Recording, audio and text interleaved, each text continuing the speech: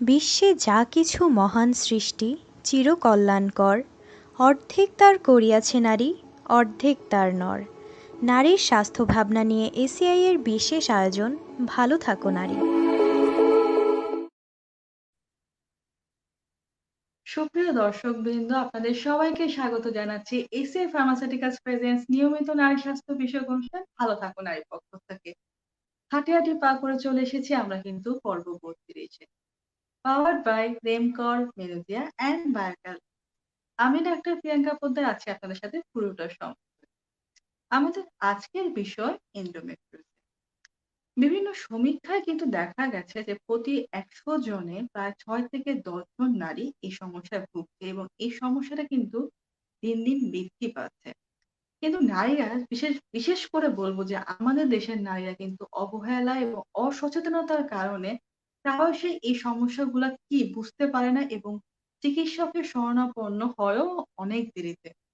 তো প্রিয় দর্শকবৃন্দ, এই বিষয় নিয়ে আমাদের আজকের বিশদ আলোচনা হবে এবং এই বিষয় নিয়ে কথা বলার জন্য আমাদের সাথে আজকে অতিথি হিসাবে সংযুক্ত আছেন স্বনামধন্য ও দেশ বরেণ্য স্ত্রীরোগ ও প্রসূতি বিশেষজ্ঞ এবং আন্তর্জাতিক খ্যাতিসম্পন্ন এবং বন্ধ্যাত্ব চিকিৎসায় আমরা যখন যে কয়জন চিকিৎসককে চোখের সামনে ভেসে উঠতে দেখি তাদের পথিতদশা চিকিৎসকদের মধ্যে এমনই একজন। তো পরিচয় হয়ে নিচ্ছি আমাদের আজকের অতিথির সাথে। আমাদের আজকের অতিথি অধ্যাপক রাশিদা বেগম ম্যাডাম, যিনি চিফ কনসালটেন্ট হিসাবে আছেন ইনফার্টিলিটি কেয়ার অ্যান্ড রিসার্চ সেন্টারে। আসসালামু আলাইকুম ম্যাডাম, আপনাকে স্বাগত জানাচ্ছি আমাদের আজকের অনুষ্ঠানে। কেমন আছেন ম্যাডাম? ওয়ালাইকুম আসসালাম, ভালো আছি। তুমি কেমন আছো? জি ম্যাডাম, ভালো। তো প্রিয় দর্শক বৃন্দ, আপনাদের যদি এই এন্ডোমেট্রিওসিস সমস্যাটা নিয়ে কোনো ধরনের কিছু জানার থাকে বা আপনি এই সমস্যাটিতে ভুগছেন বা আপনাদের যদি এটার সাথে জড়িত বন্ধ্যাত্ব নিয়েও কোনো ধরনের সমস্যা থাকে, আপনারা কিন্তু আমাদের এই লাইভ কমেন্ট সেকশনে লিখতে পারেন। আমাদের সময় তো চেষ্টা করবে আপনাদের প্রশ্নগুলো সুন্দর সহ সমাধান দেওয়ার। তো প্রিয় দর্শক বিন্দু, আমরা চলে যাচ্ছি আমাদের আজকের অনুষ্ঠান এসএ ফার্মাসিউটিক্যালস এর সৌজন্যে এন্ডোমেট্রিওসিস। ম্যাডাম, যেহেতু আমাদের আজকের বিষয় এন্ডোমেট্রিওসিস এবং আমরা দেখছিও ম্যাডাম এই সমস্যাটি এখন অনেক বৃদ্ধি পাচ্ছে পেশেন্টদের মাঝখানে। তো ম্যাডাম, আসলে এই সমস্যাটা কি সেটা যদি দর্শকদের উদ্দেশ্যে বুঝিয়ে। এন্ডোমেট্রিওসিস হলো একটা সমস্যা, যেটাতে আসলে সাধারণ মানুষের জন্য বোঝানো একটু কঠিন। যেটাতে জরায়ুর ভিতরে একটা লাইনিং থাকে, যেটাকে আমরা এন্ডোমেট্রিয়াম বলি। সেই লাইনিংটা পুরো অজ্ঞাত কারণে, স্পেসিফিক কারণ এখনো জানা যায় না। কতগুলো থিওরি আছে, সেগুলো আমরা চিন্তা করি। সেই কারণে সেসবের মাধ্যমে এটা জরায়ুর বাইরে এন্ডোমেট্রিয়ামটা হয়। তো এন্ডোমেট্রিয়ামটা যেটা হয় সেটা হলো জরায়ুর ভিতরে এন্ডোমেট্রিয়ামের যে মেয়েদের যে মেনস্ট্রুয়েশন যেটা হয়, সেটা এন্ডোমেট্রিয়াল গ্ল্যান্ড যেটা, সেটা মাসিকের সময় ওই গ্ল্যান্ড ভাস্কুলারিটি, মানে এন্ডোমেট্রিয়ামটা তৈরি হয় আসলে মেনস্ট্রুয়েশন সাইকেলের একটা সময়, যে বাচ্চা ইমপ্লান্টেশন হওয়ার জন্য তৈরি হয়। তো যখন বাচ্চা হয় না, তখন এই যে গ্ল্যান্ড ব্লাড ভেসেল যেগুলো থাকে, সেগুলো ভেঙে চলে মাসিকের মতো হয়ে বেরিয়ে আসে। তো এই এন্ডোমেট্রিয়াল গ্ল্যান্ড যদি জলের বাইরে হয়, তখন সেখানে কিন্তু এই সেম রিয়াকশনটা হয় প্রতি মিনিস্ট্রাল সাইকেলে। ওইভাবেই গ্ল্যান্ড ভেসেল প্রলিফারেশন হয়। তখন যখন মিনিস্ট্রেশনটা হয়, যখন প্রেগনেন্সি হয় না, যখন মিনিস্ট্রেশন হয়, তখন ভিতরে এই মিনিস্ট্রেশনটা হতে থাকে, হয়ে এক ধরনের চেঞ্জ হয়। ওভারিতে যখন হয়, ডিম্বাশয়ের মধ্যে যখন হয়, তখন এই যে ব্লিডিংটা, এটা তো মাসিকের ব্লাডটা তো ইউটারাস থেকে বেরিয়ে যায়, যেটা তো বের হতে পারে না, তখন ওখানে জমা হতে হতে সিস্ট তৈরি হয়। সেটা চকলেট সিস্ট বলে, যখন ওভারিতে হয়। এবং কিছু কিছু জায়গায় হয়তো সিস্ট হয় না, যে ওখান থেকে কিছু বের হয়ে পেরিটোনাল ক্যাভিটির মধ্যে অনেক সময় থাকে, ইউটারাসের পিছনে হয়, শরীরের বিভিন্ন জায়গায় হয়, বেশিরভাগই ওভারিতে হয়, কিন্তু ইউটারাসের পিছনে, লিগামেন্টে, তারপরে স্কারে হয় কোনো অপারেশনের জায়গায়, ফুসফুসের যে পর্দা সেখানে হয়, ইভেন ব্রেনেও হয়। কাজে শরীরের বিভিন্ন জায়গায় একটা থিওরি আছে যে সিরোমিক মেটাপলিসিয়া থিওরি বলে, যে সে কারণে শরীরের বিভিন্ন জায়গায় সেই থিওরি অনুযায়ী হতে পারে। আবার একটা থিওরি আছে যে মিনিস্ট্রাল ব্লাডটা ব্যাকফ্লো হয়, ব্যাকফ্লো হলে ওখান থেকেই আবার নতুন করে ডিপোজিট হয়ে ইমপ্লান্ট হয়ে তৈরি হয়। সেটার জন্য পেলভিক ক্যাভিটিতে সবচেয়ে বেশি হয়। সেটা একটা হতে পারে যে ব্যাকফ্লো হয়ে যার জন্য পাউচ অফ ডগলাস বা ইউটেরোরেক্টাল সেপ্টাম এসব জায়গায় ওভারিতে বেশি হয়। তো বিভিন্ন কারণে এরকম হতে পারে। তো এই জিনিসটা যে যেটা হয় এটা খুবই এটার মূল যে সমস্যা সেটা হলো যে মেনস্ট্রুয়েশনের সময় সিভিয়ার পেইন হয়, ডিসমেনোরিয়া বলি আমরা। তো মাসিকের সময় প্রচন্ড ব্যথা, এটা একটা ইম্পর্টেন্ট সিমটম, এবং এটা দিয়েই কিন্তু শুরু হয়। বিশেষ করে অ্যাডোলেসেন্স মেয়েরা যে কমপ্লেন করে ওদের কিন্তু মাসিকের সময় ব্যথা এটা কমপ্লেনটা থাকে। এই কমপ্লেনটাকে গুরুত্ব দিতে হবে যে মাসিকের সময় প্রচন্ড ব্যথা হলেই আমাদের চিন্তা করতে হবে যে এন্ডোমেট্রিওসিস কিনা। তো যার জন্য যখন অ্যাডোলেসেন্স মেয়েদের যে এটা হয়, অনেক মেয়েদের সিভিয়ার পেইনের জন্য কিন্তু স্কুল যেতে পারে না, তাদের এত সিভিয়ার ব্যথা হয়, তখনই আমাদের খেয়াল করতে হবে যে ব্যথাটা কেন। বলা হয় যে এন্ডোমেট্রিওসিসের ডায়াগনোসিসটা যতক্ষণে সিস্ট না হয় ততক্ষণে কিন্তু এটা আল্ট্রাসাউন্ডে বোঝা যাবে না। এটা যখন চকলেট সিস্টটা হয় তখন আল্ট্রাসাউন্ডে সিস্টটা ধরা পড়ে, কিন্তু সিস্ট না হওয়া পর্যন্ত আল্ট্রাসাউন্ড বলতে পারবে না। সুতরাং ডায়াগনোসিস করতে অলমোস্ট 10 ইয়ার্স শুরু থেকে এই সিস্ট হওয়া পর্যন্ত এমন হতে পারে যে 10 বছর পার হয়ে যায়। কাজে 9 থেকে 10 বছর সময় লাগে এটা ডায়াগনোসিস হতে। কাজে যে কোনো বাচ্চা মেয়েদের যখন সিভিয়ার পেইন ডিউরিং মেনস্ট্রুয়েশন হবে তখনই খেয়াল করতে হবে যেটা এন্ডোমেট্রিওসিস হতে পারে। কাজে এদেরকে তাহলে একটু বছরে অন্তত 2 বার যদি আল্ট্রাসাউন্ড করে তাহলে খুব আর্লি স্টেজে চকলেট সিস্ট যখন হবে তখন ধরা পড়তে পারে। এন্ডোমেট্রিওসিস হলে এটাকে থামিয়ে রাখা যায়, কিন্তু একটু আর্লি ডায়াগনোসিস হলে সে থামিয়ে রাখার ঔষধটা যদি ব্যবহার করা যায় তাহলে অনেক সুবিধা হয়। তাহলে যেটা হলো যে ডিজিজটার প্যাথোলজিটা এটাই যে এন্ডোমেট্রিয়াল লাইনিং এর মতো কিছু জিনিস একটোপিক এন্ডোমেট্রিয়াম বলে, যে সেটা যদি জরায়ুর বাইরে হয় তখনই সেটাকে আমরা এন্ডোমেট্রিওসিস বলি। ধন্যবাদ ম্যাডাম এত সুন্দর করে বুঝিয়ে বলার জন্য। ম্যাডাম কিন্তু এন্ডোমেট্রিওসিসটা কেন হচ্ছে, কিভাবে হচ্ছে সেটাও কিন্তু আপনাদের জন্য খুব সুন্দর করে বুঝিয়ে বললেন।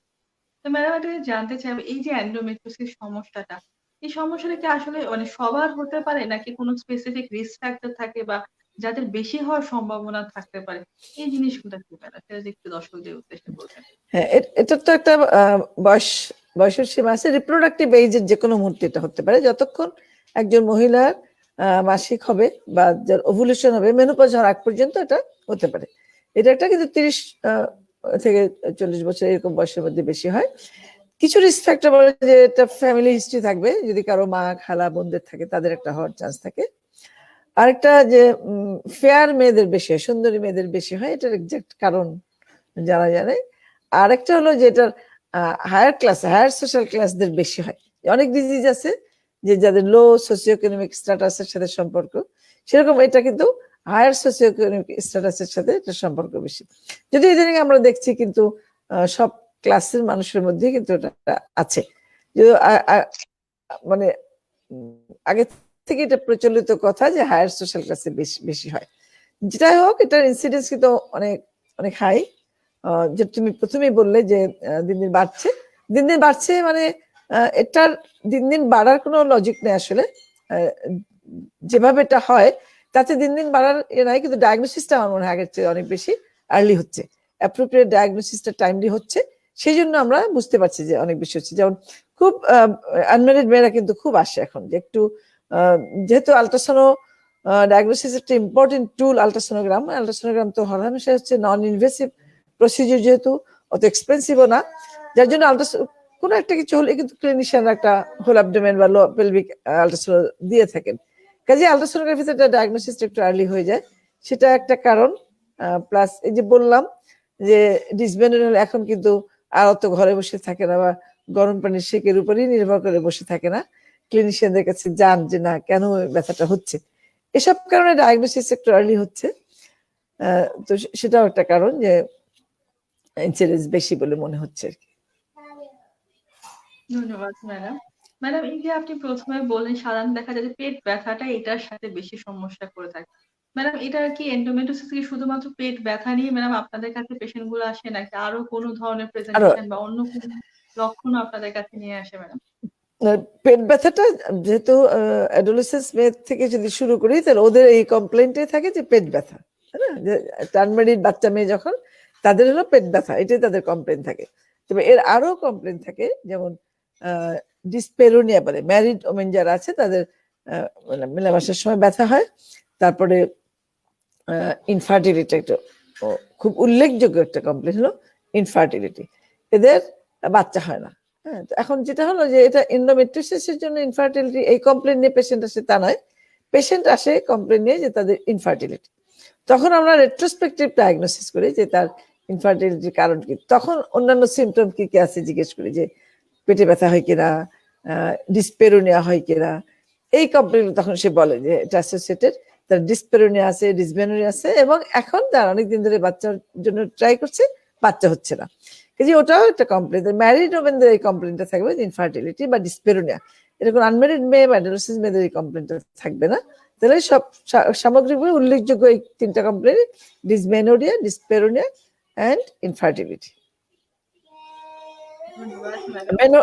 আরেকটা হচ্ছে মেনোরেজিয়া, মানে মাসিকের পরিমাণটাও বেশি হবে এদের। অনেকেরই মাসিকের পরিমাণ বেশি থাকে। আর এর সাথে আরেকটা হলো এডিনোমায়োসিস বলে, এটা মানে সিস্টার কনসার্ন বলা যায়, যে তার এই এন্ডোমেট্রিয়াল গ্ল্যান্ড যেগুলো বললাম, এটা মাসেলের মধ্যে যদি হয়, জ্বরের যে 3টা লেয়ারের একটা লেয়ার হলো মাংসপেশি, জ্বরের মাংসপেশি, ওটার মধ্যে যদি এই এন্ডোমেট্রিয়াল গ্ল্যান্ড হয় তখন সেটাকে বলে এডিনোমায়োসিস। যাদের এডিনোমায়োসিস সাথে থাকে তাদের আরেকটা হলো যে সিমটমটা সে বলবে না, আলট্রাসোনোগ্রাফিতে ধরা পড়বে যে এটা টিউমারের মতো জিনিস ইউটারাসে থাকবে কিছুটা, যে ইউটারাসে যে আরেকটা টিউমার আছে মায়োমা, ওইরকম অত বড় বা ওইরকম ক্লিয়ার কাট হবে না, কিন্তু ইউটারাসে একটা অ্যাবনর্মালিটি, যে ইউটারাসের মাসেল লেয়ারের মধ্যে অ্যাবনর্মাল জিনিস আছে, একটা গ্রোথ আছে, এটাকে বলে এডিনোমায়োমা। এডিনোমায়োমা যদি থাকে তাদের কিন্তু সিভিয়ার ডিসমেনোরিয়া হয়, তাদের এই যে মাসিকের ব্যথাটা আরো বেশি, প্রচন্ড রকম ব্যথা হয়। অনেকে এভাবেও ব্যক্ত করে যে গরু জবাই দেওয়ার মতো ব্যথা হচ্ছে, মানে এর সিভিয়ারিটি প্রকাশ করার জন্য এরকম করে বলে। আর এদের মেনোরেজিয়া, যেটা যে মাসিক সময় বেশি রক্তক্ষরণ, এটাও কিন্তু এডিনোমায়োসিস যাদের থাকে তাদের বেশি হয়। এই যে এন্ডোমেট্রিওসিস মাসিকের পরিমাণ বেশি হয়, এডিনোমায়োসিস হয়। তো এই মোটামুটি এই 4টা হলো বেশি উল্লেখযোগ্য কমপ্লেন সিমটম থাকে। ধন্যবাদ ম্যাডাম। ম্যাডাম, আপনি একটা প্রসঙ্গে বললেন যে ইনফার্টিলিটির যে ব্যাপারগুলো আসে অনেক সময়, তখন আপনার রেট্রোস্পেক্টিভ ভাবে হিস্ট্রির মাধ্যমে জানতে পারেন যে আসলে তার এন্ডোমেট্রিওসিসের সমস্যা রয়েছে। তো যখন ম্যাডাম একজন এন্ডোমেট্রিওসিসের পেশেন্ট ইনফার্টিলিটি প্রবলেম গুলা নিয়ে আসে ম্যাডাম, তখন ম্যাডাম চিকিৎসা পদ্ধতিটা আসলে ম্যাডাম কিরকম হয়ে থাকে? এটা কি আমাদের কোনো ওষুধের মাধ্যমে কি কার্যকর, নাকি আমাদের অপারেশনে যেতে হয়? সেই জিনিসটা যেটা তুলে ধরতেন ম্যাডাম। যে একটা যে এন্ডোমেট্রিওসিস নিজে একটা ইনফার্টিলিটির কারণ, এটার কারণ অনেকগুলো বিষয় আছে, সেটা সাধারণদের জন্য বোঝা ডিফিকাল্ট। অনেক কারণের মধ্যে একটা হলো যে টিউবের ফাংশনটা, টিউব খোলা থাকে, কিন্তু যখন চকলেট সিস্ট হয়, চকলেট সিস্ট হলে তাদের কিন্তু ওভুলেশন ঠিক মতো হয়। চকলেট সিস্ট হলে সে হয়তো বিভিন্ন ভাবে এটা মানে অ্যাডিশন বলি আমরা, প্রত্যেকটা অঙ্গ মানে অঙ্গাঙ্গি ভাবে জড়িত হয়ে যায়, যেটা যে এই যে ব্লাডটা একটা অ্যাডিসিভ প্রপার্টিজ আছে, এগুলো উজিং হয় এবং বিভিন্ন ছোট ছোট ছোট ছোট বিভিন্ন জায়গায় যখন হয়ে থাকে, তো ওগুলো সব জিনিসটাকে আটকে রাখে, খাদ্যনালী, পেশাবের থলি, তারপরে জরায়ু, টিউব, ওভারি সবগুলো লেগে থাকে। তো এই লেগে থাকার কারণে টিউব ঠিক মতো কাজ করতে পারে না, এর জন্য ইনফার্টিলিটি। এছাড়া আরো অনেক অনেক কারণ আছে।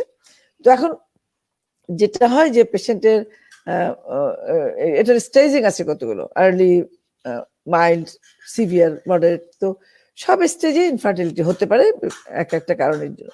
এখন একটা যে ডিজিজ ইটসেলফ নিডস ট্রিটমেন্ট, এই ডিজিজ ইনফার্টিলিটি করে, সেজন্য ইনফার্টিলিটির চিকিৎসা হবে, কিন্তু ডিজিজের নিজের জন্য চিকিৎসা দরকার। এখন যেমন যদি ধরো একটা আনম্যারিড মেয়ে, সেও আসতে পারে ব্যথা নিয়ে এবং সিস্ট নিয়ে, তাকেও ট্রিটমেন্ট করতে হবে। আবার যে ম্যারিড, যে বাচ্চা হচ্ছে না, সেও একই কমপ্লেন নিয়ে যদি আসে, তাকেও ট্রিটমেন্ট করতে হবে। এখন এই দুটো গ্রুপের ট্রিটমেন্টের মোডালিটিসটা একটু ডিফারেন্ট হবে।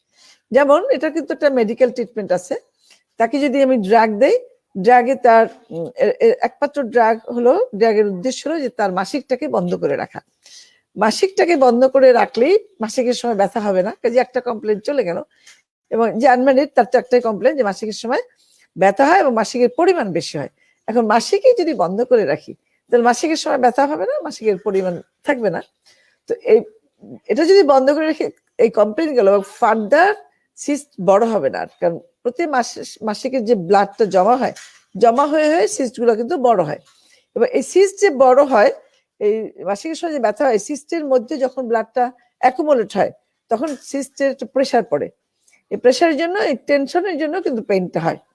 তো সেই কারণে ব্যথা বন্ধ হলো, সিস্ট আস্তে আস্তে রিগ্রেস করবে।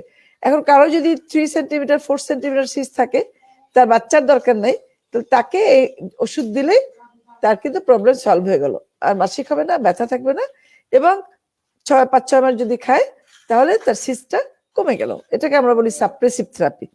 কোনো আনম্যারিড মেয়ে অথবা যার ফ্যামিলি কমপ্লিট, যার বাচ্চা কাচ্চা হয়ে গেছে, সে যদি এই ধরনের কমপ্লেন নিয়ে আসে, তাহলে তাকে আমরা লম্বা সময় এই ড্রাগ দিয়ে, আরো অনেক ড্রাগ আছে, মানে প্রোজেস্টেরন একটা ড্রাগ দেয়, ওসিপি দেওয়া যেতে পারে, যে জন্ম নিয়ন্ত্রণের যে বড়ি, এবং জিএনএইচ অ্যানালগ একটা ড্রাগ আছে, এটা খুবই এফেক্টিভ। বিভিন্ন রকম ওষুধ আছে, একটা কপারটির মতো একটা জিনিস আছে যেখান থেকে প্রোজেস্টেরন রিলিজ হয়। এই ধরনের ওষুধ দিয়ে আমরা এটাকে কন্ট্রোল করি। কিন্তু যে বাচ্চা চায় তার জন্য ট্রিটমেন্ট কি হবে? বাচ্চা যে চায় তাকে কিন্তু এই সিস্ট যদি থাকে, তাকে আমরা আর এই সাপ্রেসিভ থেরাপি দিব না। যদি তার 4 সেন্টিমিটার ইভেন 3 সেন্টিমিটার সিস্ট যদি থাকে এবং তার দীর্ঘদিন ধরে বাচ্চা না হয়, তাহলে তাকে আমরা সরাসরি ল্যাপ্রোস্কোপি করি। ল্যাপ্রোস্কোপি করে মানে সার্জারি করে দেখি যে ভিতরের অবস্থা কেমন। যেহেতু এই যে লেগে থাকে একটার সাথে একটা, যে যার বাচ্চা দরকার নাই তার কিন্তু অসুবিধা নাই, ব্যথা ট্যাথা না হলেই তার মিটে গেল। কিন্তু যে বাচ্চা চায় তার তো এই লেগে থাকাকে ছুটাতে হবে, তার টিউবো ওভারিয়ান রিলেশনশিপটাকে রেস্টোর করতে হবে, তা নাহলে বাচ্চা হবে না। কাজে যে বাচ্চা চায়, যার বাচ্চা দরকার বা ইনফার্টিলিটি পেশেন্ট, তার জন্য অবশ্যই সার্জারি করতে হবে। এন্ডোমেট্রিওসিসে সার্জারি করে তার ইন্টারনাল এনভায়রনমেন্টটাকে ঠিক করে তারপরে হতে পারে যে তারপর আমরা ওভুলেশন ইন্ডাকশন দিলাম ওভুলেশন করানোর জন্য, বা আরো আইইউএ করলাম, যেটা লাগে রেসপেক্টিভ পেশেন্টের জন্য, যার পেশেন্টের এজ, তার ওভারিয়ান রিজার্ভ, কতগুলো প্যারামিটার আছে যেটা দিয়ে আমরা ঠিক করি যে কোন ট্রিটমেন্টটা দিব। যদি কারো ওভারিয়ান রিজার্ভ ভালো থাকে, যে ল্যাপ্রোস্কোপি করে তাকে আমরা নর্মাল ট্রিটমেন্ট দিতে পারি, তাকে ল্যাপ্রোস্কোপি করে সাবসিকুয়েন্ট ট্রিটমেন্ট গুলো দেওয়া হয়। আর যদি ওভারিয়ান রিজার্ভ খুব খারাপ থাকে, বয়স একটু বেশি, যেমন 35 অনওয়ার্স, 36, 37 এরকম যদি বয়স হয়, ওভারিয়ান রিজার্ভ যদি কম থাকে, তার যদি সিস্ট থাকে, তাহলে তাকে কিন্তু আর ল্যাপ্রোস্কোপি করলে, এদের ওভারিয়ান রিজার্ভ এমনিতেই কম থাকে, ল্যাপ্রোস্কোপি করলে আরো রিজার্ভ কমে যাবে, তখন তার ফার্টিলিটিটা একটা ঝুঁকির মধ্যে পড়বে। সেই জন্য তাদেরকে অ্যাডভান্স ট্রিটমেন্টে যাওয়া হয়, সরাসরি তাদেরকে অফার করা হয় অ্যাপ্রোপ্রিয়েট ট্রিটমেন্ট। আইডিয়াল ট্রিটমেন্ট হলো তাদের জন্য আইভিএফ। এখন সে আইভিএফ করতে পারবে কি পারবে না সেটা একটা ব্যাপার, কারণ ধরো যে সমস্ত জায়গায় ট্রিটমেন্ট পেশেন্টের নিজের করতে হয় না, যেসব কান্ট্রিজ আছে যে তাদের পেশেন্টের নিজের খরচ বহন করতে হয় না, তাদের ইন্স্যুরেন্স আছে বা সরকার তাদের ট্রিটমেন্ট বহন করে, সেখানে যদি হয় তাহলে স্টেট এদের ট্রিটমেন্ট হলো আইভিএফ। সেখানে আইডিয়াল যে অপশন সেটা দিলে পেশেন্ট কিন্তু মেনে নেয়, কারণ তার যে আইডিয়াল ট্রিটমেন্ট ক্লিনিশিয়ান অফার করবে সেটা সে মানে, এই জন্য যে টাকার সাথে তার কোনো সম্পর্ক নাই, সে হলো শুধু ডিসিশনটা মানবে কি মানবে না। এখন আমি বললাম, সে হয়তো ওই ট্রিটমেন্ট ডিসিশন না মানতে পারে, যে না আমি আইভিএফ করবো না, সেটা বলতে পারে, বা আমি ল্যাপ্রোস্কোপি করবো না, সে কিন্তু শুধুমাত্র সে করবে কি করবে না তার চয়েস, টাকার সাথে সম্পর্ক নেই। কিন্তু আমাদের দেশে দুইটা জিনিস, একটা তার চয়েস আর একটা হলো টাকা।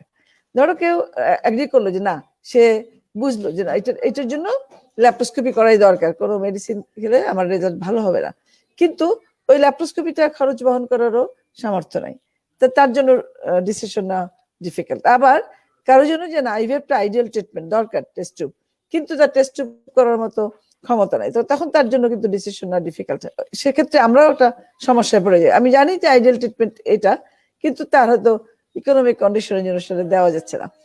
এইসব ব্যাপারে কিছু কম্প্রোমাইজ করতে হয়। যদি এরকম হয় যে হ্যাঁ, তখন পেশেন্টকে আমরা এরকম, আমি পার্টিকুলার এভাবে জিজ্ঞেস করি যে আপনার কি মনে হয় যে আপনি কখনোই আইভিএফ করতে পারবেন না, যে আপনার জন্য কখনোই আইভিএফ করা সম্ভব নয়, আপনার ইকোনমিক কন্ডিশন যা তাতে কখনোই সম্ভব নয়। যদি সেটা হয় তাহলে আপনার জন্য অন্য অপশন যেটা আছে সেটা করলাম, কিন্তু যদি মনে হয় যে না একটু কষ্ট করে হলেও আইভিএফ করা সম্ভব, তাহলে আপনার জন্য IVF is the best option. তো এইভাবে আমাদের একটু কম্প্রোমাইজ করে ট্রিটমেন্ট করতে হয়, পেশেন্টের ইচ্ছা এবং তার ইকোনমিক কন্ডিশনের উপর নির্ভর করে।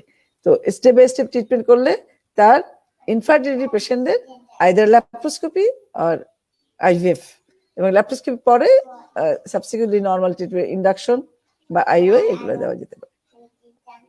শুধুমাত্র ল্যাপ্রোস্কোপি পরেও আমরা একটা সময় দেয় যে সময়টায় স্পন্টেনিয়াস প্রেগনেন্সি হতে পারে। সাধারণত যদি যাদের বয়স কম, ওভারিয়ান রিজার্ভ ভালো থাকে, তাদের 6 মান্থসের জন্য ল্যাপ্রোস্কোপি পরপর একটা বাচ্চার ভালো সুযোগ থাকে, তখন তারা 6 to 9 মাস ট্রাই করতে পারে। যদি না হয় তখন অন্য অপশনে যাওয়া হয়।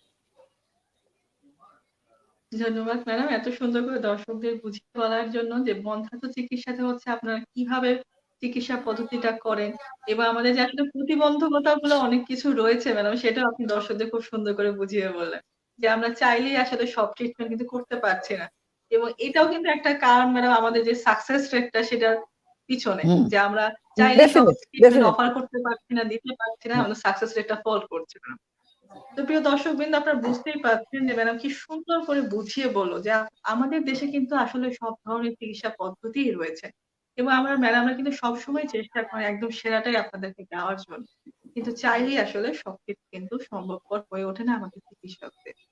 তো প্রিয় দর্শক বৃন্দ, আমরা দেখছিলাম এসএ ফার্মাসিউটিক্যালস এর সৌজন্যে আমাদের আজকের এই অনুষ্ঠান ইন্টারমেট্রোসিস পাওয়ার্ড বাই এমকর মেলোডিয়া এন্ড বার্কালিয়া। এই মুহূর্তে আমি কিছু দর্শকের প্রশ্ন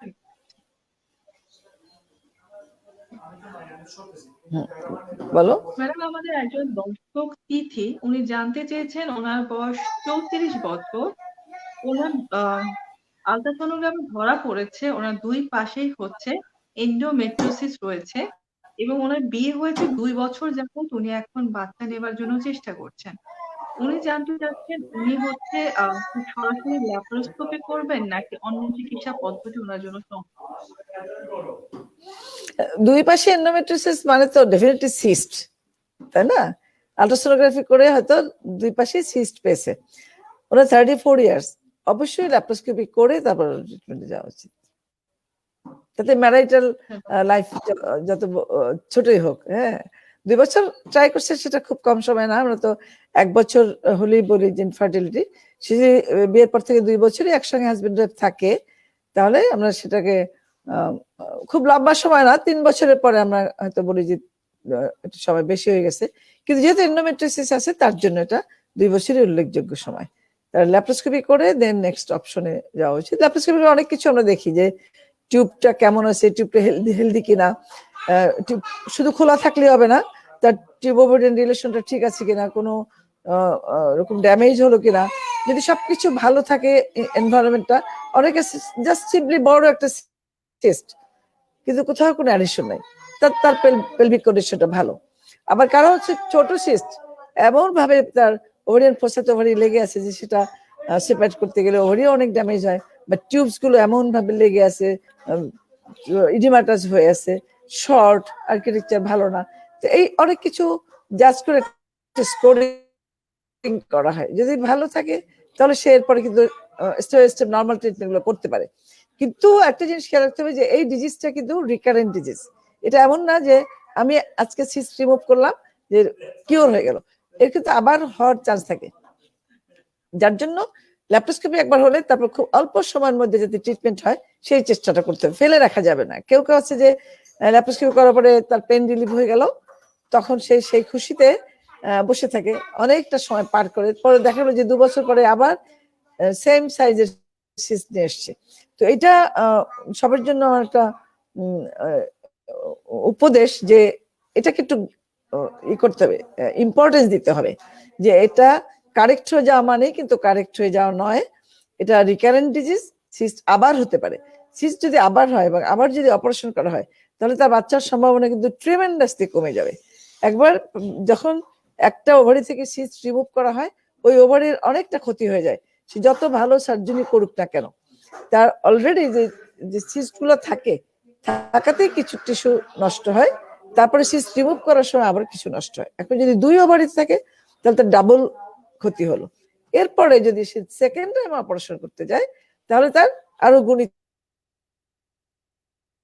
জন্য অপারেশন লাইফ টাইমে চায়, একবারের বেশি সিস্ট অপারেশন যাতে না হয় সেই চেষ্টা করতে হবে। তাহলে সিস্ট রিমুভ করার সাথে সাথে তার প্রেগনেন্সি নেওয়ার জন্য চেষ্টা করতে হবে, এবং যত দ্রুত যে সমস্ত স্টেপিং আছে সবগুলো করতে হবে। এখন প্রশ্ন হতে পারে যে যার বিয়ে হয়নি তার জন্য কি হবে, বা যার এমন আছে যে হাজবেন্ড বিদেশে পিএইচডি করতে গেছে, মেয়েটা দেশে আছে, তার জন্য কি হবে? সে তো এখনই বাচ্চা নিতে পারছে না, অথবা মেয়েটার বয়স কম, এখনই সে বাচ্চা নিতে চাচ্ছে না, তার সে ক্যারিয়ার ডেভেলপ করবে বা আরেকটু সময় নিতে চাচ্ছে, তার জন্য কি হবে? যে বাচ্চা নিতে চাচ্ছে, যে ইনফার্টিলিটির প্রবলেম নিয়ে আসে, সে তো বাচ্চা নিতেই চাচ্ছে, তারা তো আসতো না। তার জন্য হলো যে সে সার্জারির সাথে সাথে যেন বাচ্চা নেওয়ার জন্য ট্রাই করে, সময় নষ্ট না করে যতগুলো অপশন আছে সবগুলো সে করতে থাকবে। আর যে বাচ্চা নিবে না, সে হলো সার্জারির পরে এই সাপ্রেসিভ থেরাপি দিয়ে রাখবে, সে এরপরেই মেডিসিন খাবে যাতে তার মেনস্ট্রুয়েশন না হয়। তাহলে যার এখন বাচ্চা নেওয়ার সময় নাই, আনম্যারিড বা দেরি করে নিবে বা হাজবেন্ড কাছে নাই, সে সার্জারির সাথে সাথে ড্রাগ নিবে কন্টিনিউয়াসলি, টানা, যে যাতে কোনো ক্রমে তারা মাসিক না হয়। মাসিক না হলে সে রিকার করার আর কোনো চান্স থাকবে না। ধন্যবাদ ম্যাডাম। আশা করি দর্শক আপনি আপনার প্রশ্নের উত্তর পেয়ে গেছেন, এবং এই প্রশ্নটির মধ্য দিয়ে কিন্তু ম্যাডাম আপনাদের খুব সুন্দর একটি মেসেজ দিয়েছেন। সেটা হচ্ছে এই সমস্যাটা কিন্তু বারবার হতে পারে। আপনি ওষুধ খেলেন একদম ভালো হয়ে যাবেন, সেটা কিন্তু ভাবাটা আসলে ঠিক না। আবার ফিরে আসতে পারে সমস্যাটি। ম্যাডাম কিন্তু খুব সুন্দরভাবে জিনিসটা আপনাদেরকে বুঝিয়ে বলে। ম্যাডাম আমি আরেকটি প্রশ্ন নিতে চাচ্ছি ম্যাডাম। ম্যাডাম মনিরুল নামে একজন আমাদের দর্শক জানতে চেয়েছেন যে এন্ডোমেট্রিওসিসের জন্য ডায়াগনোসিস ট্যাবলেট দিয়েছে 3 মাস মাসিক বন্ধ রাখতে, কিন্তু 28 দিন পর আবার মাসিক হয়ে গেছে এবং এই জন্য তাকে নরমাস ট্যাবলেট খাওয়ানো হয়েছে। এই ট্রিটমেন্টটি কি আসলে সঠিক হয়েছে কিনা? এভাবে একজনের ট্রিটমেন্ট ডাইরেক্ট প্রশ্ন করা তো মুশকিল। ঠিক আছে, ডায়াগনোসিসটা একটু মাসিক বন্ধ করার জন্য দেওয়া হয়, কিন্তু একটু ইরেগুলার ব্লিডিং হয়, স্পটিং হয়, একেবারে রেগুলার মাসিকের মতো হয় না। কারো কারো কেউ কেউ বলে যে হ্যাঁ মাসিক হয়ে গেছে, কিন্তু করে একটু কম হওয়ার কথা। এটা আস্তে আস্তে একসময় কিন্তু বন্ধই হয়ে যায়। তো এটাকে বন্ধ করার জন্য টেম্পোরারিলি আরেকটা প্রজেস্ট্রন, দুটাই কিন্তু প্রজেস্ট্রন, আরেকটা প্রজেস্ট্রন দেওয়া যেতে পারে, কোনো অসুবিধা নাই। কিন্তু আমাদের মেইন টার্গেট হলো যে তার সেন্ট্রাল এফেক্টটাকে বন্ধ করে, যাতে ওভারের থেকে ওভুলেশন আর না হয়। তো অনেক সময় যে বিভিন্ন হরমোনের জন্য এন্ডোমেট্রিয়াম থেকে শেডিং হয়, কাজে সেটা এমন না যে তার কিন্তু ওভুলেশন সাপ্রেস হওয়ারই কথা, কিন্তু এন্ডোমেট্রিয়ামে হরমোনের যে রেসপন্স থাকে সেটার কারণে এই প্রজেস্ট্রন যে এটারও হয়তো একটা থ্রেশহোল্ড লেভেল থাকে, সেটা তো মেনটেন করতে পারছে না, যার জন্য একটা স্পটিং হয়। তো এটা কিন্তু যখন দেওয়া হয় ডায়াগনোসিস, পেশেন্টকে বলে দেওয়ার কথা যে আপনার একটু ইরেগুলার মেনস্ট্রুয়েশন হতে পারে, স্পটিং হতে পারে, সেটা যদি সিগনিফিকেন্ট অ্যামাউন্ট না হয় তাহলে অডিট হওয়ার কিছু নাই, আস্তে আস্তে এটা ঠিক হয়ে যাবে। তো ওনারও ঠিক আছে, ট্রিটমেন্ট এটা দেওয়া যেতে পারে, কিন্তু ডায়াগনোসিস যেন বন্ধ না করে, সে যতদিন টার্গেটেড থাকবে যে নেক্সট বাচ্চা নেওয়ার জন্য কোনো ট্রাই করবে না, ততদিন সে কন্টিনিউয়াস খেতে পারে, একটা না 1 বছর খাওয়া যেতে পারে, কোনো অসুবিধা নেই। ধন্যবাদ ম্যাডাম।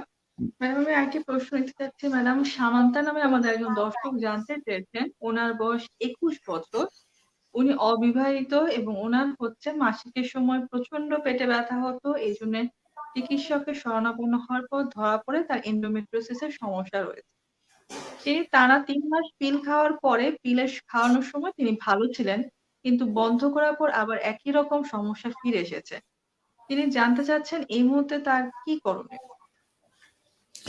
এখন ফিরে তো আসবেই, পিল ছেড়ে দিলে আবার তার মানে সেন্ট্রাল অ্যাকশন শুরু হয়ে যাবে, সে ওভুলেশন একটা স্টিমুলেশন পাঠাবে, ওভুলেশন হবে, ওভুলেশন হলেই ইউট্রাসের চেঞ্জটা হবে, ইউট্রাসের চেঞ্জ হওয়া মানে তার মাসিক হবে।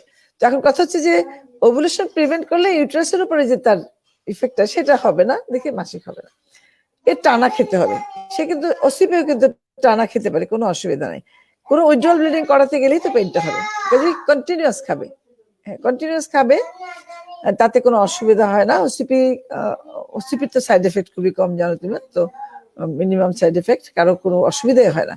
কাজে এন্ডোমেট্রিওসিসের ট্রিটমেন্ট এটা হয় ওসিপি নয় ডাইনোজেস্ট, এটা কন্টিনিউয়াস খেতে হবে টোটালি অ্যামিনোরিক করে রাখার জন্য। এছাড়া যে ড্রাগ আছে, এবং এগুলোকে বলে সিউডো প্রেগনেন্সি, মানে প্রেগনেন্সি হলে যেভাবে মাসিক বন্ধ থাকতো সেরকম আমরা মাসিক বন্ধ করে রাখতেছি।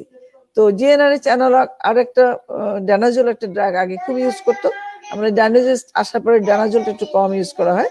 আর জিএনআরএইচ অ্যানালগ হলো এটা একটা সুবিধা হলো যে ইনজেকশন দেওয়া যায় মান্থলি, বা 3 মাসের জন্য একটা ইঞ্জেকশন দেওয়া যেতে পারে। এখন এটার আবার কিছু সাইড এফেক্ট আছে দেখে সবাইকে দেওয়া যায় না, ইয়াং মেয়েদের দেওয়া যায় না, বা যারা দীর্ঘদিন যদি দিতে চাই সেক্ষেত্রে বোন লস হওয়ার চান্স থাকে দেখে তাদের জন্য ওসিপিটাই বেটার। ধন্যবাদ ম্যাডাম।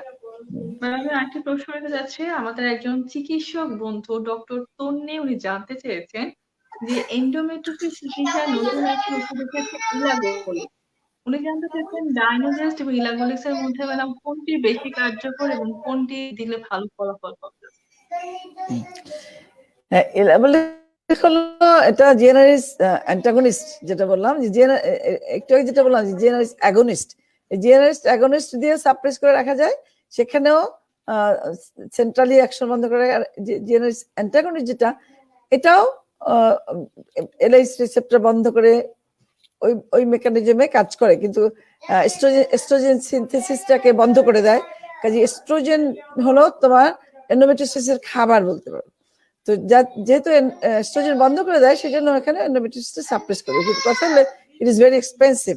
হ্যাঁ, আমাদের দেশের জন্য তো দূরের কথা, বাইরেও সবাই কিন্তু এটা ইউজ করে না। কাজে এটা খুব এক্সপেন্সিভ ড্রাগ, আমাদের দেশে এখনো অ্যাভেলেবল না। আর ডাইনোজেস্ট হলো খুবই চিপার ড্রাগ, সবাইয়ের জন্য এটা অ্যাক্সেসিবল, সবাই এটা ইউজ করতে পারবে। কাজে দুটোর মধ্যে তো ইকোনমিক্যালি অনেক ডিফারেন্স, আর এফেক্টিভ দুটাই তো, ডাইনোজেস্টও খুব ভালো কাজ করে, ওটাও ভালো কাজ করে। ধন্যবাদ ম্যাডাম। আশা করি প্রিয় দর্শক আপনি আপনার প্রশ্নের উত্তর পেয়ে গেছেন। ম্যাডাম আমি আরেকটি প্রশ্ন নিতে চাচ্ছি ম্যাডাম। সাথী নামে আমাদের একজন দর্শক জানতে চেয়েছেন, উনার বয়স ২৮ বছর। উনার মাসিকের সময় মাসিক অনিয়মিত হয়েছিল, সে কারণে চিকিৎসক দেখাতে গেলে আল্ট্রাসোনোগ্রাফে ধরা পড়ে তার এক পাশে এন্ডোমেট্রিওমা রয়েছে এবং সেটার সাইজ হচ্ছে 4x3 সেন্টিমিটার। কিন্তু উনার মাসিকের সময় কোনো পেটে ব্যথা হয় না। উনি জানতে চাচ্ছেন উনি আরো ১ থেকে ২ বছর পরে বাচ্চা নিতে চাচ্ছেন। এটা থেকে কোনো রকম ক্ষতি হবে কিনা? হ্যাঁ, একটা হলো যে সবসময় যে ডিসবন্ডারে থাকে তা না, ডিসবন্ডারে ছাড়াও যে এর জন্য কিছু কিছু এন্ডোমেট্রিওসিস আছে যে অনেক বড় সিস্ট, কিন্তু তার মাসিকে এমন ব্যথা নেই। আবার কারো কারো আছে যে সিস্ট নাই, এটা ডিপ ইনফিল্ট্রেটিং এন্ডোমেট্রিওসিস আছে একটা, যেটা এদিকে সিস্ট হবে না কিন্তু ভিতরের দিকে পেনেট্রেট করে, তখন নার্ভ ইনভলভমেন্ট হয় বা অন্যান্য স্ট্রাকচার যখন ইনভলভ করে, সেজন্য পেইন হতে পারে। এখন সিস্ট আছে, পেইন এরকম হতেই পারে। যেহেতু তার অন্য কোনো সিমটম নাই, থাকুক আর না থাকুক, সিস্ট তো বড় হবে আস্তে আস্তে, কাজে এটাকে সাপ্রেসিভ থেরাপি দিয়ে সাপ্রেস করে রাখতে হবে অবশ্যই। তাহলে সিস্ট যখন বড় হবে তখন কিন্তু সে আস্তে আস্তে পেইন হবে, যখন আরো বড় হবে তখন যে টেনশনের জন্য যে পেইনটা সেটা হবে। তারপরে সিস্ট বড় হলে তার ওভারিয়ান সারাউন্ডিং টিস্যুটাকে সে নষ্ট করবে, এবং শুধু এই সিস্ট না, আরো সিস্ট তার হতে পারে। এটা একটা আছে, এবং আরো তার কিন্তু হতে পারে। কাজে এর সাপ্রেসিভ থেরাপি নিয়ে তার মাসিক বন্ধ করে রাখতে হবে। সে যেহেতু এখন মানে চাচ্ছে না, তার সে যদি আনম্যারিড হয়, আমি খেয়াল করলাম না আনম্যারিড কিনা, আনম্যারিড হতে প্রশ্ন আসে না। আর যদি ম্যারিড হয়, বাচ্চা নিতে না চায়, তাহলে তাকে এটাকে থামিয়ে রাখতে হবে। ম্যাডাম আমাদের আরেকজন দর্শক বিন্দু উনি জানতে চেয়েছেন, মনিরুজ্জামান, যে ডাইনোজেস্ট এবং নরম্যাস এই ওষুধ দুটো কি একসাথে ৩ মাস খাওয়া যায় কিনা এন্ডোমেট্রিওসিস এর জন্য? মানে উনি আগেরবার কোশ্চেনটি করেছিলেন, পরে আবার জানতে চেয়েছেন এই কোশ্চেন। কিন্তু একপাশে 3 মাস তো দরকার করে না, যেটা বললাম যে ইরেগুলার ব্লিডিং হলে তখন নরমেস দিয়ে কন্ট্রোল করা হয়, তারপর আস্তে আস্তে এটা উইথড্র করে ফেলতে হবে, কারণ দুটোই প্রজেস্টেরন। যদি দেখতে হবে যে কন্ট্রোল হলো কিনা, নরমেসটাকে উইথড্র করে যখন কন্ট্রোল হয়ে যাবে তখন আর দরকার নাই। এরপরে নরমেসটা ছেড়ে দিলেও একটু একটু স্পটিং থাকতে পারে, তারপরে ওয়েট করে দেখতে হবে যে বন্ধ হয়ে গেল কিনা। প্রত্যেকটা ড্রাগের একটা উজ্জ্বল ব্লিডিং হয়, মানে ড্রাগটা চলতে থাকলে যখন বিশেষ করে নরমেস যখন চলতে থাকে, ছেড়ে দিলে আবার একটা উজ্জ্বল ব্লিডিং হয়, সেটা আবার সেলফ লিমিটিং কন্ট্রোল হয়ে যাবে। ধন্যবাদ ম্যাডাম। ম্যাডাম আরেকটি প্রশ্ন নিচ্ছে ম্যাডাম। তনিমা নামে আমাদের একজন দর্শক জানতে চেয়েছেন, ওনার বয়স ৩২ বছর। ওনার হচ্ছে আগের থেকে এন্ডোমেট্রিওসিসের সমস্যা, ওনার বাচ্চা নেওয়ার জন্য চিকিৎসা নিয়ে হচ্ছে বাচ্চা নিতে হয়েছিল। কিন্তু বাচ্চা হওয়ার পরে আবার ১ বছর পর থেকেই আবার এই সমস্যা আবার ফিরে এসেছে এবং এখন তার প্রচন্ড পেটে ব্যথা হয়। উনি জানতে চেয়েছেন এই মুহূর্তে তার কি করণীয়? উনি আর কি চিকিৎসা নিতে পারেন?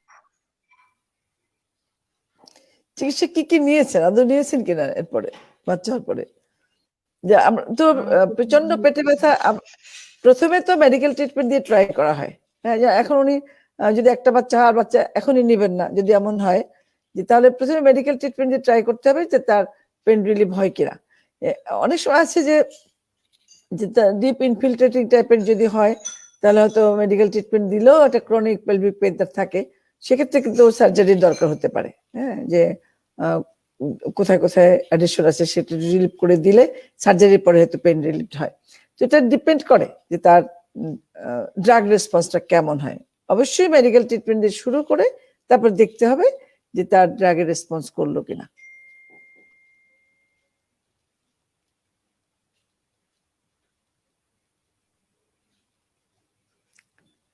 ধন্যবাদ ম্যাডাম। প্রিয় দর্শকবৃন্দ, আমরা শোনা দেখছিলাম যায়? এসএ ফার্মাসিউটিক্যালস এর সৌজন্যে আমাদের আজকের অনুষ্ঠান এন্ডোমেট্রিওসিস পাওয়ার্ড বাই রেমকোর মেনাজিয়া এন্ড বায়োকালজেক। ম্যাডাম, আমি আরেকটি প্রশ্ন নিতে চাচ্ছি ম্যাডাম। সান্ত্বনা নামে আমাদের একজন দর্শক জানতে চেয়েছেন, উনার বয়স ২৫ বছর, উনার মাসিক ৩ মাস বন্ধ ছিল। আল্ট্রাসোনোগ্রাফ করতে গিয়ে ধরা পড়েছে উনার ডান পাশের ওভারিতে 3 সেন্টিমিটারের একটি হেমোরেজিক সিস্ট রয়েছে। উনি জানতে চেয়েছেন এটা কি এন্ডোমেট্রিওসিসের সমস্যা নাকি অন্য কিছু? এখন একটা হলো যে মেয়েদের যে ওভুলেশন হয় সেখানে যে কর্পাস লুটিয়াম থাকে, সেই কর্পাস লুটিয়ামটা কিন্তু অনেক সময় দেখা যায় যে ওখানে একটু হেমোরেজ থাকে, সেটাকে হেমোরেজিক সিস্ট বলে। আবার চকলেট সিস্টকে অনেক সময় হেমোরেজিক সিস্ট হিসাবে বলে, আবার হেমোরেজিক সিস্টকে অনেক সময় কেউ চকলেট সিস্ট বলে। এখন কথা হচ্ছে যেটা 3 সেন্টিমিটার ছোট, বড় সিস্টটা, এটাকে কিন্তু একটা থেরাপিউটিক ট্রায়াল দেওয়া যেতে পারে। থেরাপিউটিক ট্রায়াল দিয়ে ওই একই নরমেন্স ডায়নোজিস্ট অথবা ওসিপি দিয়ে দেখতে হবে, দিলে তো যদি কর্পাস লুটিয়াম সিস্ট হয় রিগ্রেস করে যাবে, চকলেট সিস্ট হলে সে রিগ্রেস করবে। তো এটা দিয়ে দেখা যেতে পারে যে কমলো কিনা। হ্যাঁ, যদি কমে যায়, আর একটা যে কর্পাস লুটিয়াম থেকেই কিন্তু আবার চকলেট সিস্ট হয়। কিছু কিছু চকলেট সিস্টের শুরু কিন্তু কর্পাস লুটিয়াম থেকে, এই কর্পাস লুটিয়াম থেকে আস্তে আস্তে সে চকলেট সিস্ট হয়ে যায়। সেজন্য এই এই সময়ই আমরা ড্রাগ দিয়ে দেখি যেটা কমে কিনা, 2 মাস বা 3 মাস ড্রাগ দিয়ে। যদি সেটা কর্পাস লুটিয়াম সিস্ট হয় সে খুব তাড়াতাড়ি চলে যাবে, আর যদি চকলেট সিস্ট হয় তার যেতে একটু সময় লাগবে, কিন্তু দুটোই কিন্তু রিগ্রেস করে যায়। যেহেতু ছোট সিস্ট তো 3 সেন্টিমিটার হলে দুটোই রিগ্রেস করবে, কর্পাস লুটিয়াম সিস্ট একটু আগে আগে রিগ্রেস করবে।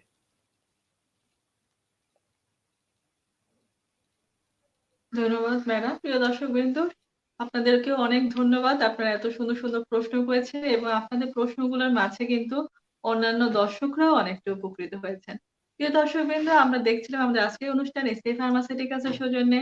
আমাদের আজকের বিষয় ছিল এন্ডোমেট্রিওসিস এবং আমরা আমাদের অনুষ্ঠানের একদমই শেষ প্রান্তে চলে এসেছি। তো ম্যাডাম, পরিশেষে আপনাদের দর্শকদের উদ্দেশ্যে এই বিষয়টি নিয়ে কিছু বলার জন্য অনুরোধ করছি। এটা হলো যে এন্ডোমেট্রিওসিস যদি কারো থাকে, ম্যারিড কাপলদের যদি এন্ডোমেট্রিওসিস ধরা পড়ে, তাহলে যদি সে একটু বাচ্চা নিতে দেরি করতে চায় তাহলে অবশ্যই তাকে একটা জন্ম নিয়ন্ত্রণের ব্যবস্থা নিতে হবে, তাই তো? সেটা যেন সে অবশ্যই ওসিপি নেয়। হ্যাঁ, তাহলে তার দুটো জিনিস হবে, একটা হলো বার্থ কন্ট্রোল হলো এবং এন্ডোমেট্রিওসিস তার হবে না। এবং সে ওসিপি সে যে নিবে অ্যাজ বার্থ কন্ট্রোল পিল হলেও মানুষ কি করে বার্থ কন্ট্রোল পিল সাইক্লিক্যালি নেয়, তাই না? যে নিল তারপরে মেনস্ট্রুয়েশন হলো আবার শুরু করলো। কিন্তু যদি ডায়াগনোসড এন্ডোমেট্রিওসিস হয়, সে যদি বার্থ কন্ট্রোলের জন্য বার্থ কন্ট্রোল পিল নেয়, টানা যেন নেয়, একটানা খাবে, তাহলে এই বার্থ কন্ট্রোল পিল ছেড়ে দেওয়ার পরে তার কিন্তু প্রেগনেন্সির সম্ভাবনাটা ভালো হবে, কারণ তার ডিজিজটা আস্তে আস্তে কমতে থাকবে। এবং যখন ছেড়ে দেবে, ধরো একটা যদি সে 1 বছরও খায়, ছেড়ে দিলেই তার বাচ্চার চান্সটা ভালো হবে। এটা একটা, যদি কেউ বাচ্চা নিতেই চায় তো নিয়ে নিবে, বাচ্চা নিয়ে নিবে। যদি বাচ্চা হতে অসুবিধা হয় তখন অবশ্যই ডাক্তারের শরণাপন্ন হবে, কারণ এন্ডোমেট্রিওসিস স্পন্টেনিয়াস প্রেগন্যান্সি হওয়া সম্ভব, এমন না যে হলেই বাচ্চা হবে না, তা কিন্তু নয়। কাজে তার সে প্রথমে দেখবে যে যাতে এমনি স্পন্টেনিয়াস প্রেগনেন্সি হয় কিনা। যদি সিস্ট বড় থাকে এবং সেটা যদি উল্লেখযোগ্যভাবে বড় থাকে 6, 7, 8, 9, 10 সেন্টিমিটার করে থাকে, তো অবশ্যই সার্জারি করা উচিত। এবং সার্জারিটা করা অবশ্যই এন্ডোমেট্রিওসিসের সার্জারি খুব ভালো এক্সপার্ট সিনিয়র যারা আছে তাদের দ্বারাই করানো উচিত। এই কারণে যেহেতু যদি একটা বাচ্চাও না থাকে, তার এই জিনিসটা খেয়াল রাখতে হবে যে পরবর্তী ফার্টিলিটি পোটেনশিয়ালিটি যেন তার থাকে। এবং এখন কিন্তু সিস্টেক্টমি যে করা হয়, সিস্টেক্টমি মানে এটা একটা থলির পর্দার মতো থাকে, সেই পর্দাটাকে পুরো তুলে ফেলা। এই পর্দাটা পুরো তুলতে গেলে যেটা হয় যে তার বেইজে যখন তোলা হয় তখন সেখান থেকে বেশ ব্লিডিং হয়। তো তখন ওই ব্লিডিংটাকে কন্ট্রোল করার জন্য যে কটারি করা হয়, সে কটারিতেও টিস্যু ড্যামেজ হয়। তাহলে সিস্ট ওয়ালটা যেটা তুললো সেটার সাথেও অনেক ডিম্বাণু চলে যায়। আবার যখন কটারি করা হলো তখন অনেক নষ্ট হয়। কাজেই তার কিন্তু ওভারিয়ান যে ফলিকেল বা ডিম্বাণু সেটা কিন্তু সিগনিফিকেন্টলি কমে যাবে সিস্টেক্টমি করার পরে। যার জন্য এখন মডিফাইড ওয়েতে সিস্টেক্টমি করা রিকমেন্ড করা হয়, যে আমরা তাই করি যে সিস্টের চারিধারে প্রায় 70-80% সিস্ট ওয়াল ফেললাম, কিন্তু বেইজের যে 20-30% যেটা থাকে সেটাকে আর সিস্ট ওয়ালটা ফেলবো না, ওটা ঠিকও থাকে এবং ব্লিডিং হওয়ার চান্স থাকে। ওটাকে না ফেলে সিস্ট ওয়ালটাকে বার্ন করে দেওয়া হয়, কটারি করে দেওয়া হয়। কটারি একটা ট্রিটমেন্ট কিন্তু, হ্যাঁ, যে সিস্টেক্টমি আর ফালগ্রেশন বলা হয়। কিন্তু কটারি করলে যেটা হয় যে রিকারেন্সটা বেশি হয়। সিস্ট ওয়াল তুললে রিকারেন্সটা চান্স কম, কিন্তু সিস্ট ওয়াল তুললে তার ক্ষতিটা বেশি হয়। আর কটারি করলে রিকারেন্সটা বেশি হওয়ার চান্স থাকে। তো এখানে যেহেতু দুইটার সংমিশ্রণে এখানে রিকারেন্সের চান্সও কমবে, আমার পেশেন্টের ফলিকেলের কমে যাওয়ার সংখ্যাটাও কমবে। কাজে এইভাবে সার্জারি করে তারপরে তাকে সাবসিকুয়েন্ট ট্রিটমেন্ট গুলো দিতে হবে। মানে সবসময় তার অ্যাকচুয়ালি ডাক্তারের তত্ত্বাবধানে থাকা উচিত এবং ডাক্তারদের কথা মতো তাকে তাড়াতাড়ি যাতে, মানে উদ্দেশ্য থাকবে তাড়াতাড়ি যাতে তার একটা বাচ্চা হয়, যাতে আবার সিস্ট হওয়ার আগে বাচ্চা হয়ে যেত। একটা বাচ্চা হয়ে গেলে পরবর্তীতে একটু আগে যেটা পেশেন্টের কথা বললে যে একটা বাচ্চা হয়েছে কিন্তু আবার তার হয়েছে এখন সিভিয়ার পেইন, তার মাথায় ওটা রাখতে হবে যে একটা বাচ্চা হয়ে গেলে তার তো আবার হতে পারে, আর যাতে না হয়। তাহলে আমাদের আবারও ওই জন্ম নিয়ন্ত্রণের জন্য সে যদি ওসিপি ব্যবহার করে তাহলে সেকেন্ড বাচ্চার জন্য সে একটা গ্যাপও দিল, যে সেই বার্থ কন্ট্রোল পিল দিয়ে যদি নেয় তাহলে রিকারেন্সটা তার হওয়ার চান্সটা কমে যাবে অনেকখানি। তারপরে সেকেন্ড বাচ্চাটা আবার নিল, দুটো বাচ্চা নিয়ে নেয়, ফ্যামিলি যদি কমপ্লিট হয়ে যায় তারপরে চিন্তা নাই, তারপরে যেভাবেই আমরা হোক যেভাবেই ট্রিটমেন্ট করি কোনো অসুবিধা নাই। কারণ এটার ডেফিনিটিভ ট্রিটমেন্ট হলো 2 ওভারি ফেলে দেওয়া সাথে জরায়ু। তো এই একটা ডিজিজ যেটা সিভিয়ার ফর্মে যদি হয় তো তার definitive treatment is the hysterectomy bilateral salpingo oophorectomy. মানে মেন উদ্দেশ্য হলো দুইটা ওভারিকে ফেলে দেওয়া, 2 ওভারি ফেলে দিলে ইউট্রাসের কাজ নাই দেখে ইউট্রাসকে ফেলে দেওয়া হয়। যদি এটাই ডেফিনিটিভ ট্রিটমেন্ট হয় তাহলে আমাদের যাতে দুইটা বাচ্চা নিতে চাইলে দুইটা বাচ্চাই তাড়াতাড়ি হয়ে যায় সেই ব্যবস্থা করে, তারপরে তার যদি সিভিয়ার ফর্মেই হোক যে ফর্মেই হোক আমরা ডেফিনিটিভ ট্রিটমেন্ট করে দিলেই তার মুক্ত সে ডিজিজ থেকে। বিশেষ করে এডিনোমাইসিস যদি হয়, এডিনোমাইসিসে একদম ইউট্রাস না ফেললে সে শান্তিই পাবে না, তাদের কন্টিনিউয়াস তাকে এরকম অ্যামিনুরিয়া মানে মাসিক বন্ধ করে রাখতে হবে। কন্টিনিউয়াস ড্রাগের উপর থাকা তো অত ইজি না, তাই না? বছরের পর বছর থাকা তো সম্ভব না, তখন তাকে কিন্তু ইউট্রাস ফেলেই দিতে হয়। তো এই জিনিসটা যে তারা কিন্তু অন্যদের চেয়ে একটু ডিফারেন্ট, তাদের ফ্যামিলি কমপ্লিট একটু তাড়াতাড়ি করতে হবে যাতে পরবর্তীতে হলে আমাদের অন্যান্য চিকিৎসা করতে কোনো চিন্তা করতে না হয় যে ইউট্রাস ফেলে দিতে হবে, আচ্ছা দিলাম ফেলে। কিন্তু যার বাচ্চা নাই তার জন্য তো এই ডিসিশন নেওয়া যাবে না, তাই না? যার জন্য সুযোগ থাকলে ফ্যামিলি তাড়াতাড়ি কমপ্লিট করা উচিত, এটা হলো আমার সাজেশন। ধন্যবাদ ম্যাডাম, আপনার গুরুত্বপূর্ণ সময় থেকে কিছু সময় আমাদের দর্শকদের দেওয়ার জন্য। তো আরেকটা জিনিস কিন্তু আছে, বুঝে বলার জন্য। আরেকটা জিনিস আছে যে যার ধরো আনম্যারিড মেয়ে বা হাজবেন্ড দূরে আছে, এমন আছে যে কারো বিয়ে হয়েছিল ডিভোর্স হয়ে গেছে, আবার বিয়ে হয় তো সময় লাগবে, তাদের জন্য একটা ব্যাপার আছে কিন্তু যে ফার্টিলিটি প্রিজার্ভেশন করা যায় এদের, যেমন ওভারিয়ান টিস্যু সে প্রিজার্ভ করে রাখতে পারে। তার কারণ হলো শুধু যে সিস্ট হয় তা না, মেয়েদের বয়স বাড়ার সাথে সাথে ফলিকেল গুলো কমতে থাকে, কাজেই মেয়েদের কিন্তু রিপ্রোডাক্টিভ লাইফ খুব সীমিত, অল্প সময়ের মধ্যে 35 বছর পরেই তার কমতে থাকে, 40 পার হয়ে গেলে সাংঘাতিক রকম কমে যায়, বিশেষ করে এন্ডোমেট্রিওসিস যাদের তাদের আরো কমে যায়।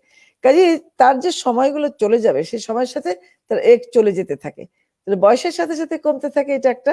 দ্বিতীয়ত যে এন্ডোমেট্রিওসিসের জন্য সার্জারির জন্য কিছু কমে গেল, কাজে তাদের কিন্তু টিস্যু ফ্রিজিং সে এগ হিসাবে রাখতে পারে, ওভারিয়ান টিস্যু হিসাবে সে রাখতে পারে, এবং যা যদি ম্যারিড কাপল থাকে তাহলে এমব্রায়ো তৈরি করে সে রেখে দিতে পারে। যেটা আমি প্রিজার্ভ করে রাখলাম, তারপরে যদি ফলিকল সব চলেও যায়, 2 ওভারি ফেলেও দিতে হয়, কিছু যায় আসে না, ওই প্রিজার্ভ টিস্যু দিয়ে সে পরবর্তীতে বাচ্চা নিতে পারে। তো এমন যদি কেউ থাকে যে কোনো আনম্যারিড মেয়ে বা হাজবেন্ড দূরে থাকে, যে তাদের এমন একটা সমস্যা হচ্ছে যে না ফেলেই দিতে হবে, উপায় নাই, তো তার টিস্যু ফ্রিজিং করে তারপরে